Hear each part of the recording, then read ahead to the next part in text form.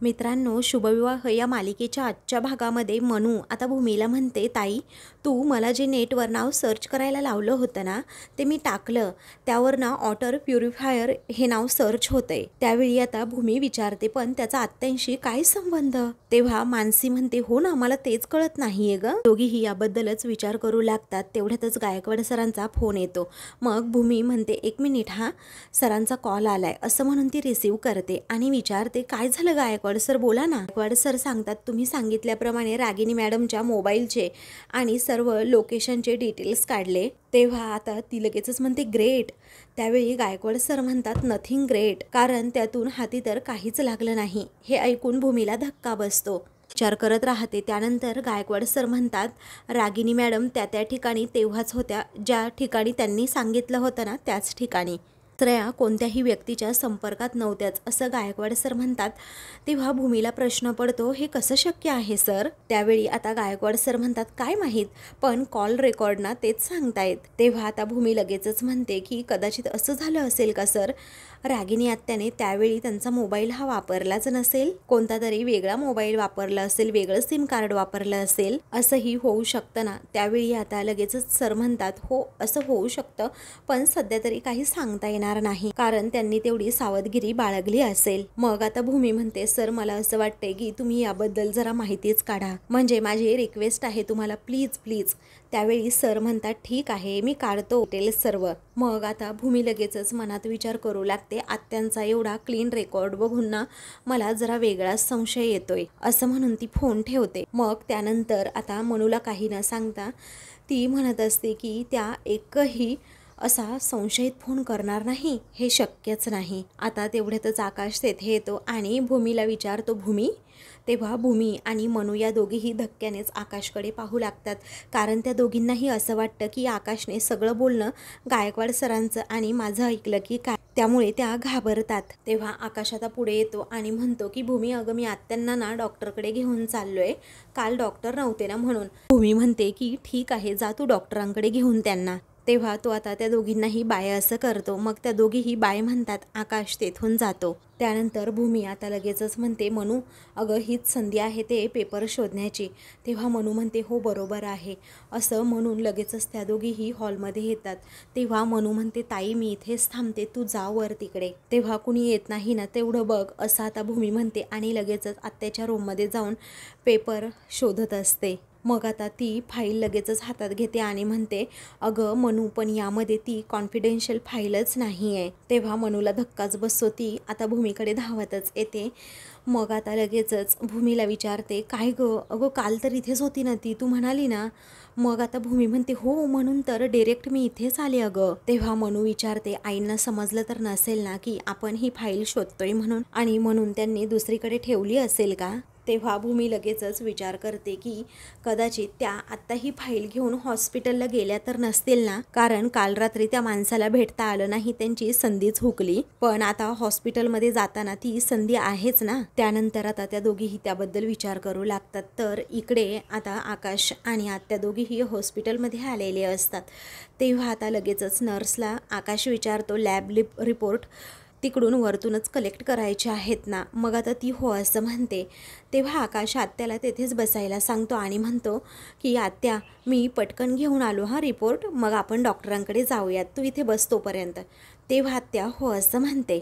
जो पॉलिसीवाला माणूस असतो तो आता लगेचच आत्या शेजारी जाऊन बसतो आणि म्हणतो की मी आलो होतो रात्री तुमच्या बंगल्याजवळ. तेव्हा आता कोणाला कळून न देता आणि लगेचच म्हणते की रात्री खूप रिस्की होतं भेटणं, आणि म्हणूनच तुला म्हटलं की पुन्हा माघारी जा म्हणून. तू तुझं काम कर फक्त, कारण अभिजितचा टर्म इन्शुरन्स, त्याचं क्लेम हे पैसे अजूनही मिळालेले नाही आहेत, कधी मिळणार आहेत ते पैसे, लवकरात लवकर मिळाले पाहिजे, तू तुझं काम कर, असं म्हणून लगेचच आता रागिनी ती फाईल त्या माणसाकडे देते आणि म्हणते की यामध्ये ॲडिशनल पेपर आहेत. तेवढ्यातच आता भूमीसुद्धा हॉस्पिटलमध्ये येऊन पोहोचते. मग आता हॉस्पिटलमध्ये आल्याबरोबरच भूमी मनात विचार करू लागते, आत्याने नक्कीच त्या माणसाला इथे भेटायला बोलवलं असेल. आता त्या माणसाबरोबर ना आत्याला मी अशी रंगेहात पकडते ना की बघतच राहा. दुसरीकडे तो पॉलिसीवाला माणूस रागिनीला म्हणतो, मॅडम अभिजितच्या पॉलिसीचे पैसे सहज आणि सोपे मिळतील असं वाटत नाही आहे, कारण त्यावर इन्व्हेस्टिगेशन अजूनही सुरू आहे. तेव्हा रागिनी रागातच विचारते किती दिवस अजून ते सुरू राहणार आहे. तेव्हा जोपर्यंत क्लॅरिटी येत नाही ना तोपर्यंत सुरूच राहणार असं तो म्हणतो आणि त्याशिवाय हा क्लेमसुद्धा पास होऊ शकत नाही. तेव्हा रागिनी रागातच म्हणते मी अजिबातच थांबू शकत नाही. माझे पैसे लवकरात लवकर मिळायला हवेत, त्याचेच पैसे घेतोस ना तू. आता काय करायचं कसं करायचं हे तुझं तू ठरव, परंतु लवकरात लवकर अभिजितच्या क्लेमचे पैसे तू मिळवून दे म्हणजे देच, नाहीतर गाठ माझ्याशी आहे अशी रागिनी धमकी देते. तेव्हा तो लगेचच म्हणतो मॅडम ते माझ्या हातात नाही आहे हो, मी सध्या काहीच करू शकत नाही आता, कारण इन्व्हेस्टिगेशन करणारी टीम वेगळी असते. तेव्हा पैसे घेताना लाज नाही वाटली का, लगेचच रागिनी रागात विचारते. तेवढ्यातच भूमी आता दार उघडते आणि पटकन बाहेर जाणार असते, परंतु समोर आता आत्या असते आणि ती त्याच्याबरोबर बोलत असते. मग आता लगेचच भूमी त्यांना अशी लपून लपून पाहत असते आणि विचार करते की कोण आहे हा माणूस आणि हाच माणूस रात्री बंगल्यामध्ये आला होता का, असं म्हणून ती त्या माणसाला अगदी निरखूनच पाहत असते. तर काही वेळाने आता लगेचच ती फाईल घेऊन तो तेथून निघून जातो. मग आता भूमी लगेचच आत्याचा डोळा चुकवून त्याचा पाठलाग करायला लागते. त्यानंतर आता यशपालचा मेसेज इकडे रागिनीच्या मोबाईलवर येतो. तेव्हा रागिनी खूपच वैतागते आणि म्हणते याने तर अगदी उथळच आणून सोडलाय, कारण असा चिटकलाय ना मला की विचारूच नको, सोडतच नाही. आता पुढचा हप्ता हवा म्हणून मला धमकी देतोय तो मला. तेव्हा रागिनी रिप्लाय करते की पुढचा हप्ता एवढ्यात मिळणारच नाही. तेव्हा आता लगेचच रागिनी म्हणते आयुष्यामध्ये अंधार झाला ना की 12च्या 12 अमावस्या अशा हातात हात घालून येतात. त्यानंतर आता ती खूपच वैतागते आणि यशपालवर खूप चिडलेली असते. आता याचा गळा दाबावी काय असं तिला होत असतं. इकडे भूमी आता लगेचच त्या पॉलिसीवाल्या माणसाचा पाठलाग करते आणि तेथे मदत कक्ष म्हणून एक काउंटर असतो. त्या काउंटरजवळ जात एक फाईल तेथे घेत लगेचच ती म्हणते की अहो दादा ऐका ना, असं म्हणून ती त्याला थांबवते. तेव्हा तो विचारतो काय झालं. मग आता ती म्हणते काही नाही, इथे पेशंटला मदत करतात ना त्याचा फॉर्म मला भरायचा आहे, तुम्ही जरा मदत करता का. तेव्हा तो विचारतो अशी कशी मदत करायची. मग आता ती म्हणते अहो टर्म्स आणि कंडिशन आहेत ना त्या मला काही माहीत नाही, त्यामुळे तुम्ही करताय का जरा मदत, तुम्हाला जरा कळतंय का यातलं बघा ना प्लीज. तेव्हा तो आता म्हणतो ठीक आहे भरतो मी तुमचा फॉर्म, या इकडे, असं म्हणून तो फॉर्म आता भरू लागतो. तेव्हा तो आता म्हणतो की तुमचं नाव वगैरे सांगा. मग आता ती तिचं खोटं नाव सांगते, आपली ओळख लपवत म्हणते सायली चंद्राते. मग आता लगेचच तो सर्व डिटेल्स भरू लागतो. त्याच्या हातातून ती फाईलच खाली पडते, जी रागिनीने त्याला दिलेली असते ना तीच नेमकी फाईल.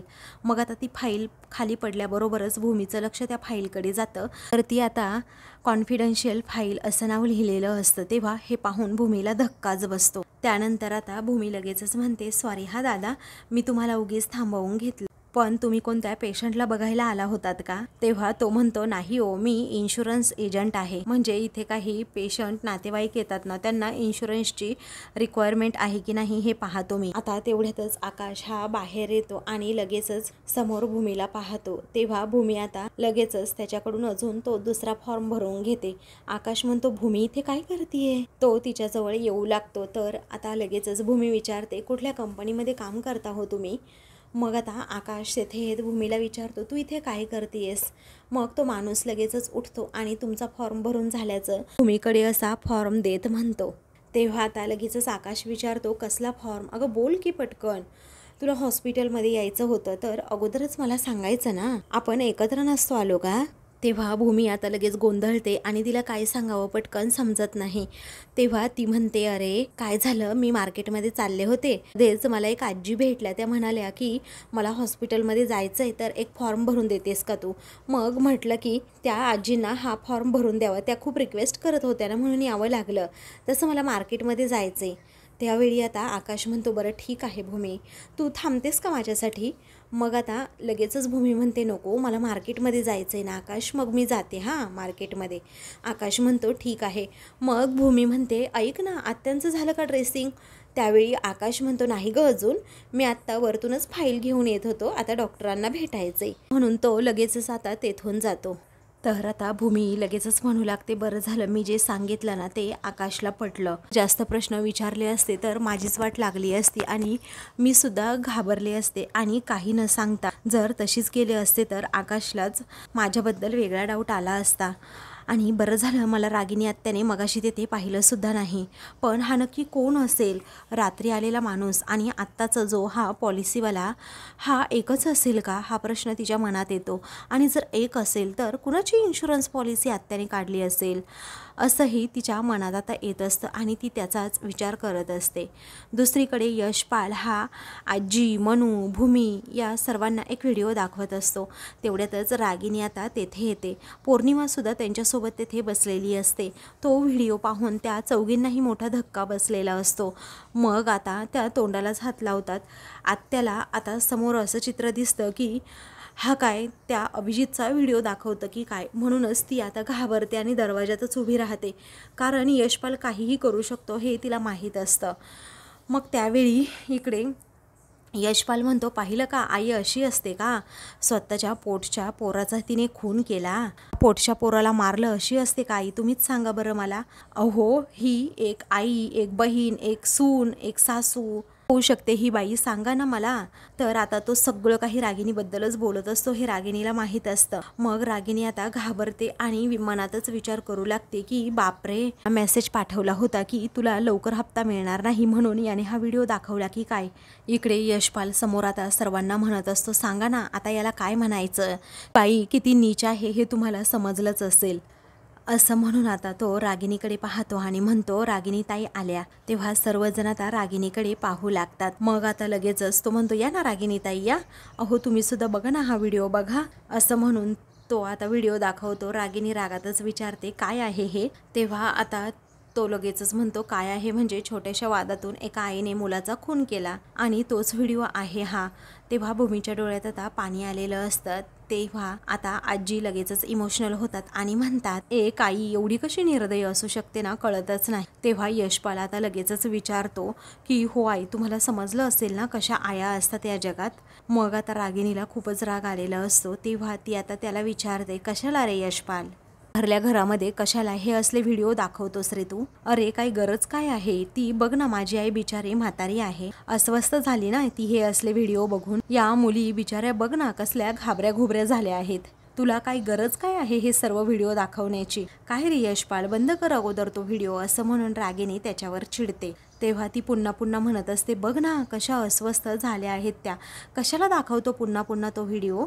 तेव्हा आता लगेचच तो म्हणतो, कसं आहे ना, मी सहजच दाखवला तो व्हिडिओ आणि ह्या असल्या बातम्या अशा टाळता येत नाहीत ना, आणि मी NGO मध्ये कामाला असल्यामुळे ह्या असल्या केसेस माझ्याकडे येतच असतात. तेव्हा भूमी म्हणते, नाही, या जगामध्ये एवढी निर्दयी आणि क्रूर माणसं असतात यामध्ये काही शंकाच नाही, कारण स्वतःच्या स्वार्थासाठी लोक काहीही करू शकतात. तेव्हा यशपाल रागिनीकडे रागात पाहतो आणि विचारतो, काय म्हणून पोटच्या पोराचा खून? तेव्हा रागिनी आता वातावरण शांत करण्याचा विचार करते आणि म्हणते, आई अगं तू कशाला उगीच हे सगळं काही डोक्यात घेतेस? तू जा बरं, आराम कर, रूममध्ये जा आणि शांतपणे झोप जरा, म्हणजे तुला बरं वाटेल.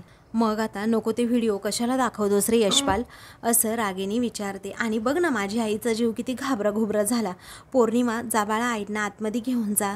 असं म्हणून ती आता तेथे सोफ्यावर बसते. तर आता ती यशपालकडे खूप रागात पाहते. त्यानंतर आता मानसी, जा ना बाळा मला पाणी आण, असं म्हणून आता रागिनी तिला काम सांगते. तेव्हा भूमी आता यशपाल आणि रागिनीकडे पाहतच राहते. मग भूमीला प्रश्न पडतो, यांच्यात काही बिनसलंय का? आणि बिनसलं असेल तर कशावरून बिनसलं असेल? त्यानंतर रागिनी आणि यशपाल हे दोघेही रूममध्ये जातात. तर भूमी आता तेथून जाते. आता काही वेळानंतर रागिनी रागातच विचारते, यशपाल काही चाललंय काय तुझं? मग आता लगेचच तो म्हणतो, अरे बापरे, मला हेच दाखवून द्यायचं होतं तुम्हाला की खरा व्हिडिओ दाखवायला मला अजिबातच वेळ लागणार नाही. तेव्हा रागिनी म्हणते, अरे तुला काय सांगू, ताबडतोब पैसे मी नाही ना लगेच उभे करू शकत, तुझ्यासाठी खूप रिस्क मी ऑलरेडी घेतीये, अरे समजून घे ना तू जरा. तेव्हा यशपाल रागातच म्हणतो, तो खून करून तुम्ही पचवलाय, तुमची सर्व कुंडली माझ्याकडे आहे, तुम्ही किती स्मार्ट आहात, तुम्ही काय काय करू शकता ना तेही मला माहीत आहे, त्यामुळे तुम्ही ठरवलं लवकरात लवकर माझा हप्ता मला देऊ सुद्धा शकता. तेव्हा रागिनी रागातच त्याच्याकडे पाहते आणि विचारते, आता कसा? मग आता यशपाल विचारतो, मी तुम्हाला आयडिया द्यायची का आता? अहो मी तुम्हाला आयडिया द्यायची म्हणजे सूर्याला दिवा दाखवण्यासारखा आहे, पण आता ठीक आहे मीच दाखवतो तुम्हासनी दिवा. तेव्हा लगेचच रागिनी विचारते, काय आहे तुझ्या डोक्यात सांग ना. त्यानंतर तो आता म्हणतो की माझ्या डोक्यात असं आहे की महाजन गारमेंट मधला माल हा पळवायचा, त्या गोडाऊनला आग लावायची आणि इन्शुरन्स कंपनीकडून त्याची किंमत वसूल करायची। इन्शुरन्स मिळाल्यानंतर आकाश खुश, त्याचबरोबर तो पळवलेला माल आपण पळवला आणि तो विकला गेला तर आपण सुद्धा खुश। तेव्हा कसा वाटला मग माझा दिवा, असं यशपाल विचारतो। तेव्हा रागिनी आता हसते आणि म्हणते, मला वाटलं होतं नीचपणा करण्यामध्ये माझ्या तोडीस तोड कोणीही नसेल, पण तू माझा भ्रम मोडीत काढलास रे।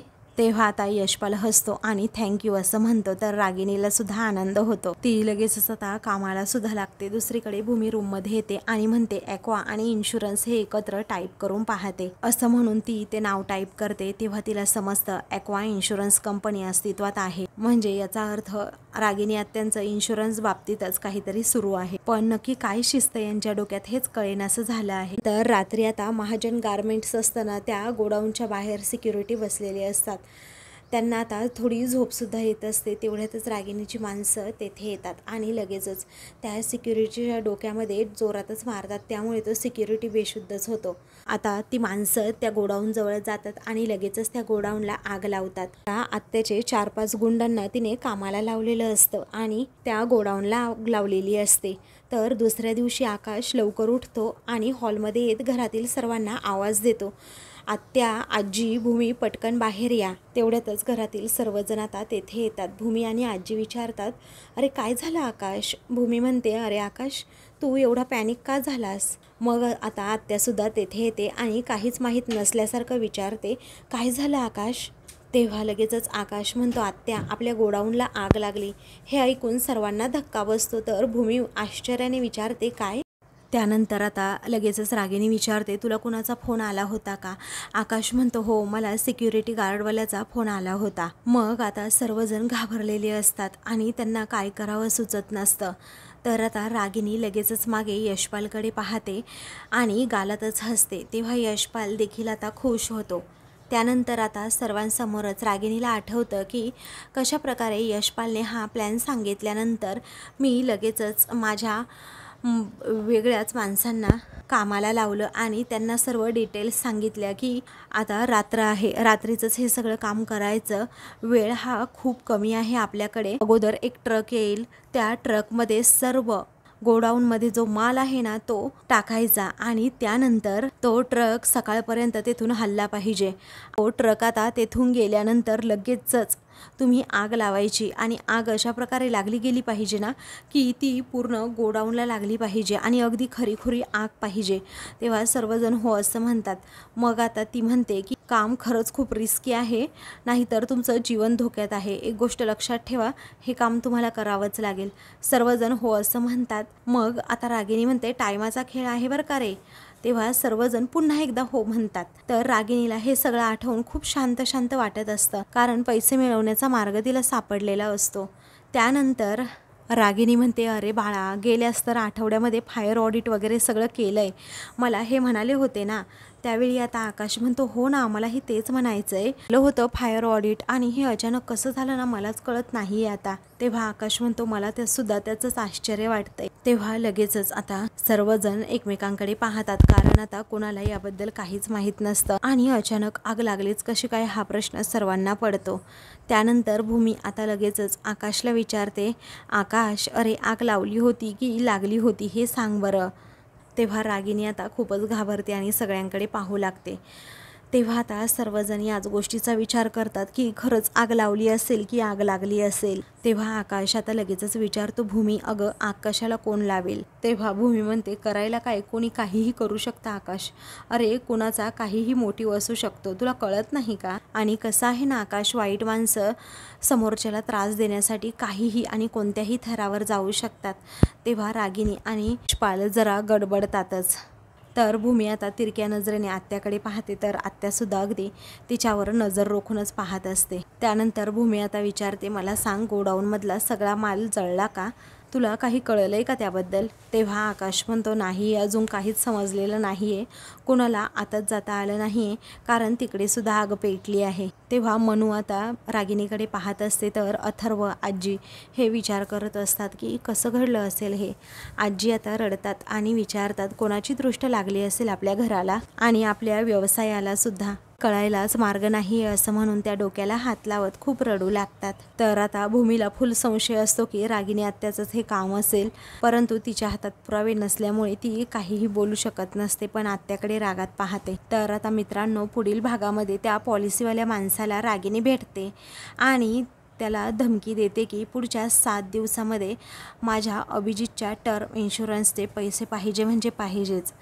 तेव्हा आता यशपाल हा गाडीत बसलेला असतो आणि तो टाळ्या वाजवतच बाहेर येतो आणि रागातच रागिनीला म्हणतो की स्वतःच्या पोटच्या पोराचा जीव घेतला तर घेतला, त्याच्या टाळूवरचं लोणी खायला सावधसुद्धा झालात। तर आता भूमी तेथेच लपलेली असते आणि झाडाच्या आडून ती आता रागिनी त्याचबरोबर त्या पॉलिसीवाल्या माणसाला आणि यशपालला एकत्र पाहते आणि तिला धक्का बसतो। अशाच मालिकेंची पुढील भाग पाहण्यासाठी चॅनलला सबस्क्राईब करा।